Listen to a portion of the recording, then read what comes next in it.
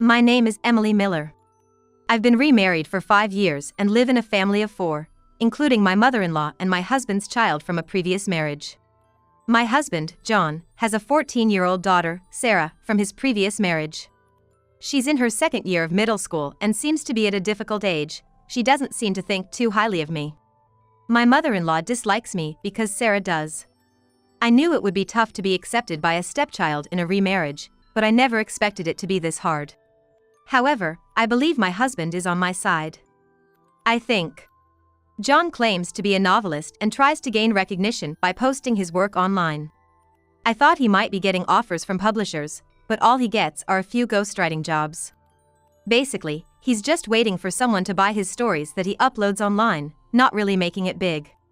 Before we remarried, I had no idea about his situation and was made to read his numerous online stories, thinking they were the real deal. I'm a writer, you know. He would say this with a serious face, drinking and showing off his knowledge. Believing in his charm, thinking there's no one as wonderful as him, I decided to remarry. But after getting married, I realized that John is the type of person who lives off others while dreaming big. He brags about being a famous writer. Yet he can't manage money at all. I'm a writer, so I don't worry about money. If I did, I couldn't write good stories. I'll leave the details to you. Those were the first words he said to me after our marriage, and I misunderstood them as trust. John seems to believe that he's getting royalties in his bank account. While he does work occasionally, the only jobs he gets are for ghostwriting, so there are no royalties coming in. In the end, it's my side job that's keeping the household afloat, but my position is very weak. Being a remarried partner, I feel like I'm treated like Cinderella. Emily, I'd like some fish for dinner tonight. Get some tuna, will you? My mother-in-law says this casually. Despite my reluctance, I go shopping, but then Sarah demands. Get me a hamburger. Wait, dinner's almost ready? So what? I want a hamburger. Go get it. Can't you get that little thing for her? She's just a kid who wants a hamburger, for crying out loud. It's not about being stingy, they just don't understand that dinner is almost ready. Who do you think you are? And give me $100. $100? Yes. What for? There's this trendy character merchandise that my friends have, and I don't. I have to buy it. Oh dear, that's terrible. If you don't have the same thing, you'll be left out. Emily, give her the $100. But this month is tight. What? What kind of wasteful spending are you doing? Aren't you getting royalties from your son's books? Don't tell me you're using it all for yourself and not giving us any? That's awful. Why did Dad marry someone like you? You're the worst. Really? What a terrible woman. I haven't spent a penny for myself. Sure. These two don't understand anything about money. Even if I show them my empty wallet and say we're short on funds, they accuse me of hiding money somewhere, of being selfish. And so, I end up giving in and heading to the bank. You're really the worst kind of wife. You're married to a famous writer, for crying out loud. Don't be so miserly. Every day, these harsh words break my spirit. Then why don't you handle the finances yourself? As if you could. That's what I think, but I know handing over the wallet would only cause more trouble. In the end, the only thing I can do is focus on my side job. What are you doing when we're not around? What do you mean? Grandma. She's always on the computer doing something. I bet she's on dating sites, looking for someone to cheat with. I can't believe she would say that. That's not something a 14-year-old girl would think of. What? Are you really doing that? How low can you get? I'm not doing anything like that. I hardly have any free time. Sarah, don't say things you don't know about. Don't act like a mother to me. A woman like you would definitely do something like that. They keep attacking me with these baseless accusations. I wish they would stop. I was exhausted and thinking that this marriage was a mistake. When I had to go back to my parents' house for something. When I returned, the house was empty. Most of the furniture was gone, only my personal belongings were left. Confused about what was happening, I got a call from my mother-in-law. Everything's gone from the house. We've moved to a high-rise condo. A high-rise condo? If you want in, you'll have to apologize. I could hear John and Sarah laughing in the background. Thinking how foolish this all was, I politely declined. No way! You three enjoy yourselves. Oh, how noble of you. Then I heard my daughter's voice, as if she was on speakerphone. You finally realized you're not wanted, huh? We never needed you from the start. Dad's right to divorce someone like you. Yeah, that's right. I didn't realize you hated me so much. Sorry about that. Was John in on this too? Or rather, was he just blindly following what his daughter and mother were telling him? Are you saying you want a divorce? Yeah, that's right. I heard you've been using all my royalties for yourself. I can't forgive that. I've been writing hard for the family. I never thought you could do something so dirty. Are you serious? Of course. I heard everything from Mom and Sarah. What did they tell you exactly? They said you won't buy Sarah what she wants, you won't even let her eat what she wants to eat. You're doing the same to Mom, and on top of that, you're looking for someone to cheat with. That's shocking. Why would you think I'm looking for someone to cheat with? When would I even have time to cheat? I hardly ever go out. You went out today, didn't you? Yeah, I went out, but I wouldn't go cheating wearing jeans and a worn-out t-shirt. If I had time to cheat, I'd do something else. I don't know what you think, but the fact is, Sarah and Mom hate you. I can't see you as a wife when the family hates you. I see. But how did you manage to rent a high-rise condo? We don't have that kind of money. I borrowed from a payday lender for now. What? You're kidding. Why are you so surprised? You've been managing my bank account, so I had no choice. Once the divorce is final, give me back my bank book. After all, the royalties come into that account. Oh, and I won't pay you any alimony, by the way. Alimony? Yeah. Just because you're married to a famous writer, don't even think about asking for alimony. If you do, I'll sue you for cheating. You can't sue me for alimony. I haven't cheated. So, what should I do with the divorce papers? I left the divorce papers on top of your computer. When I went to my room, sure enough, there were the divorce papers on my computer. With John's signature on them.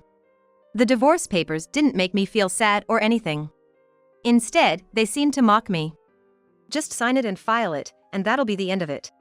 After that, you and I are strangers, as are my mother and Sarah. No matter how poor I get, don't come begging me for money. Don't worry. I'll send you the bank book, so just give me your address. You're not planning to barge in, are you? Like, breaking in while we're not home? Is your high-rise condo so poorly secured that I could do that? Don't worry, Grandma.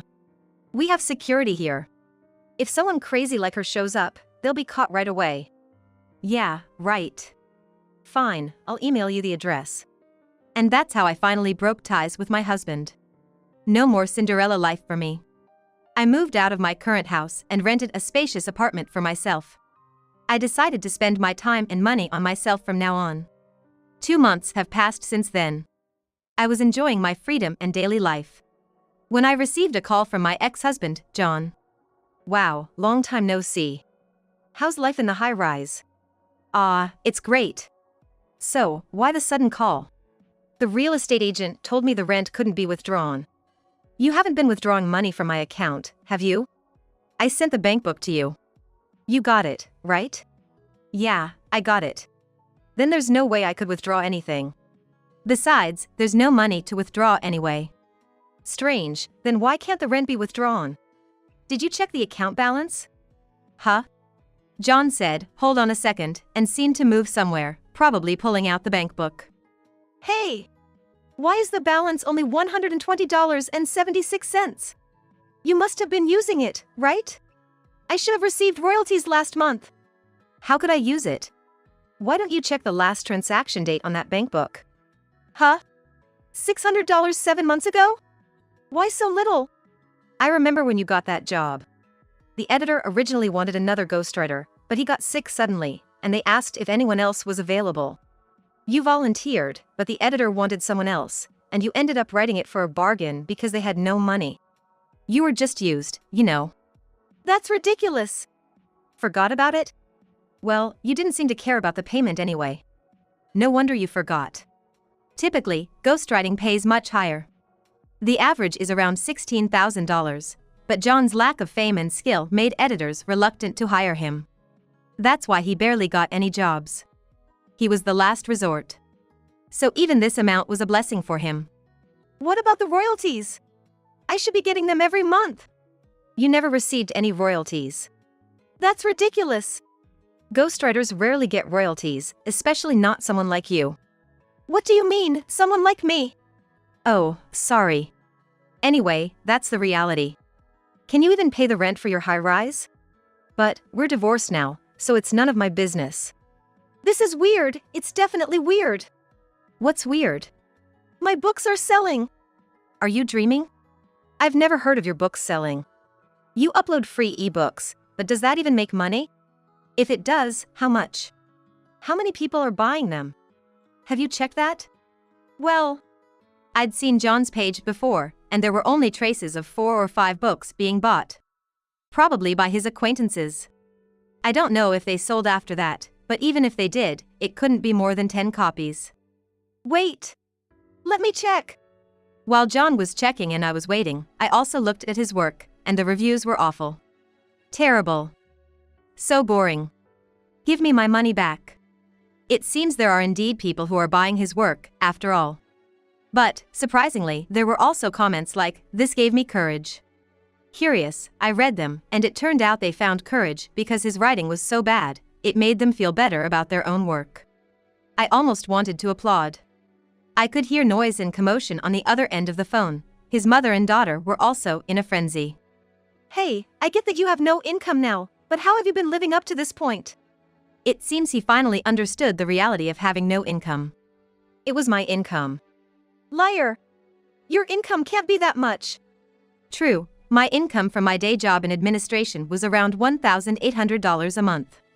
It would vanish on rent, utility bills, tuition, and allowances for my husband John, his mother, and his daughter Sarah. Realizing this wasn't enough to live on, I, who always loved writing, started working as a freelance writer. And it was a hit. I began receiving job offers one after another. That's how I managed to cover our living expenses. Thanks to that, I even managed to save some money, which allowed me to rent a bigger apartment than where we used to live. If we hadn't divorced, that wouldn't have been possible. So, thanks for divorcing me. That's ridiculous. So what are you going to do about the high-rise condo? You rented it yourselves, so you'll have to figure it out. We're divorced, so it's none of my business now. John was so shocked he seemed lost for words, and all I could hear over the phone was his breathing. About a week later, I got a call from Sarah, my former stepdaughter. "Mom, are you doing okay?" "Oh, ED. What? Huh? Ed? Ex-daughter. Ed. Are you okay in the head?" "Feeling great. I've been in top shape since I left you guys." Hey, is that sarcasm? Yes, sarcasm. Got it? Geez, Mom. I felt a chill down my spine at her overly sticky way of calling me Mom. "So, what do you want?" "Well, it seems like Dad doesn't have any money." "I figured as much. So, I was hoping you could help us." "Really? You're asking me for help after how much you disliked me." I never disliked you. I liked you so much, I just didn't know how to get along with you." "Really? So now you're cozying up to me because you found out there's no money at home? Let me ask you, would you leave someone you like alone and move to a high-rise condo? Doesn't make sense, right? If you really liked someone and wanted to get along, you wouldn't do something like moving away from them." But Grandma said we don't need Mom around. I really wanted to stay with you, but I couldn't go against Grandma, you know? I see. But you know, I haven't forgotten what you did to me. You asked me for $100 even though we had no money, just to buy some character merchandise. If we had that kind of money, we would have needed it for food. When I refused, you took it from my wallet without permission. Do you know what that's called? Theft. It might be hard for a minor like you to understand, but taking someone else's things is a crime.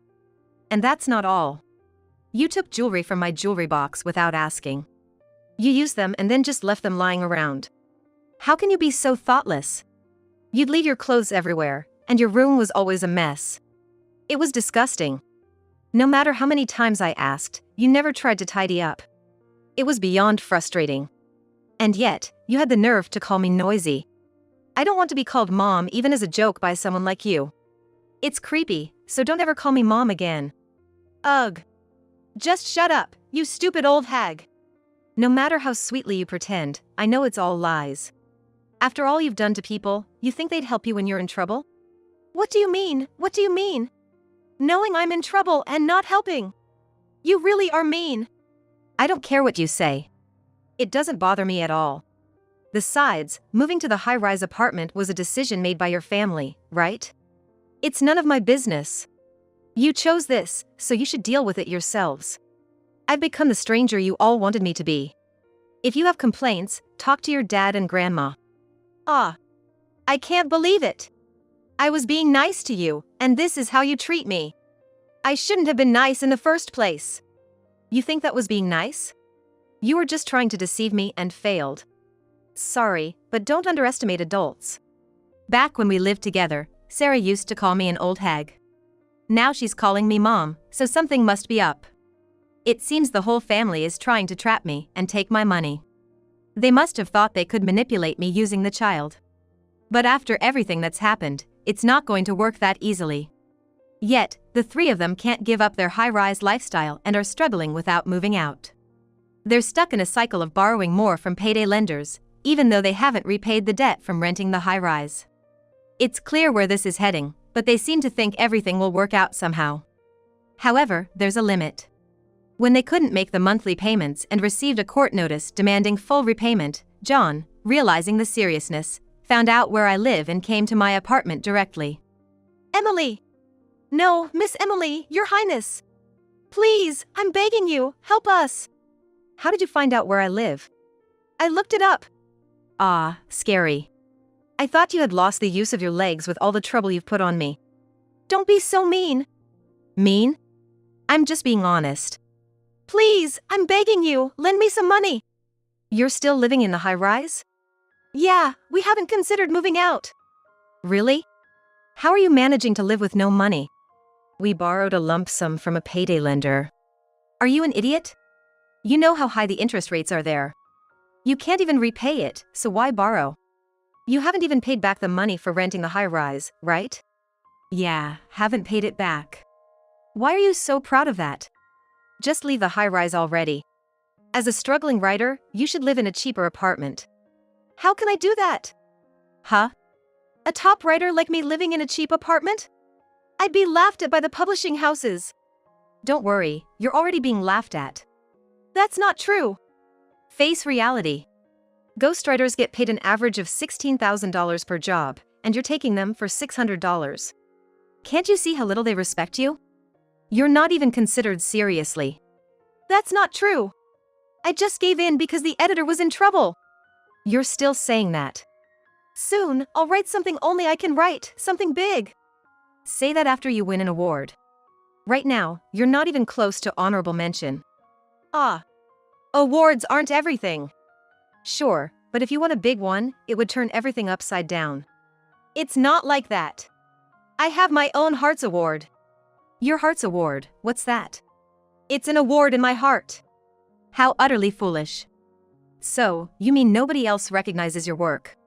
It's not even worth discussing. Just go home. Don't say that, I'm really in trouble. Recently, Sarah's been throwing tantrums, wanting this and that. Well, of course. You can't afford to buy her anything. She says she can't relate to her friends because of that. There are ways to socialize without things, especially at her age. No, it's sad. I want to buy her things too. Oh, and now she's saying she won't go to school anymore. Why jump to that? She says school is boring because she can't relate to her friends. She's just like you, saying such foolish things. It's your fault for not teaching her properly. There are other ways to handle things, especially for a middle schooler. Please, she's been acting out recently, even punching holes in the walls. Oh, so the high-rise is poorly built? Why don't you write a novel about it? Remember the novel Jenga that became popular? There are people suffering from domestic violence, so if you write a true story, it might be a hit. I already wrote one. It only made things worse. How so? I wrote it and posted it online, and everyone realized it was about Sarah. Now her friends are laughing at her. She's actually stopped going to school. Why would you write it in such a way that everyone could tell? It's your fault. I can't write nonfiction. But you can write fantasy stories, Can't you? Everyone says it's all my fault. Well, I guess they're right. If you're even remotely a novelist, you should have some ability to embellish. In the end, they just yell at me to bring you back. Me? Why? They think with you here, we could manage the money somehow. What? I'm appalled. Don't say that. Admittedly, when you were here, we managed to get by. But living in a high-rise is impossible. Can't you make it work somehow? I really can't. So please, help us. No, I have no intention of helping you. Are you still working in administration? No. What? What kind of job are you doing now? You need a good income to rent a big apartment. Obviously. What are you doing then? I'm a writer. A lighter? Like one that lights up and burns? Who would set themselves on fire to make money? I'm not that brave. Then, what kind of writer? Don't tell me, a ghostwriter? Yes. I get quite a few ghostwriting jobs. There are a lot of requests from publishing houses. Besides, I also write blog articles. It pays well. The last ghostwriting job I did earned me $26,000. Plus, they give me royalties, so I'm looking forward to the future. You're lying. How is that possible? I've always liked writing. I never thought I could make money off it. Living with you, I had no choice but to try, and it worked out. Now I can make a living as a full-time writer. Then help us out. No. Fine. Let's remarry then. With whom? With me, obviously. You suspect me of cheating when I haven't, and you still think I'd remarry you? I don't care if you cheat. If we can live in the high-rise, I'll endure anything. You don't have to endure anything. I have no plans to remarry you. Don't say that. I don't want anything to do with you. Give it up. Seeing John groveling at my feet was pathetic. I thought it could make a good novel. After that, the John family finally moved out of the high-rise. Their new place was a cheap apartment, but it turned out to be a haunted one. They must have thought going for the cheapest possible option was best. But I wouldn't voluntarily choose to experience such fear. As a result, they are experiencing strange noises, and Sarah claims to see things in empty rooms, worsening her mental state. However, they are also showing some growth. John, realizing they were on the brink of homelessness, started working multiple part-time jobs at 40. He's run ragged, but it's a valuable experience. His mother, meanwhile, manages to earn about $200 a month doing piecework. Because of their high debt repayments, they mainly eat ramen noodles, and Sarah plans to work part-time once she's in high school. Still, she remains mostly reclusive and often throws tantrums, breaking dishes and throwing things. As for me, I've been living peacefully since John stopped visiting. Now, I'm recalling the days I lived with John's family and turning them into a novel. The story has become a hit and there's talk of turning it into a movie. I never imagined such a dramatic turnaround in my life, but I'm excited to see what happens next.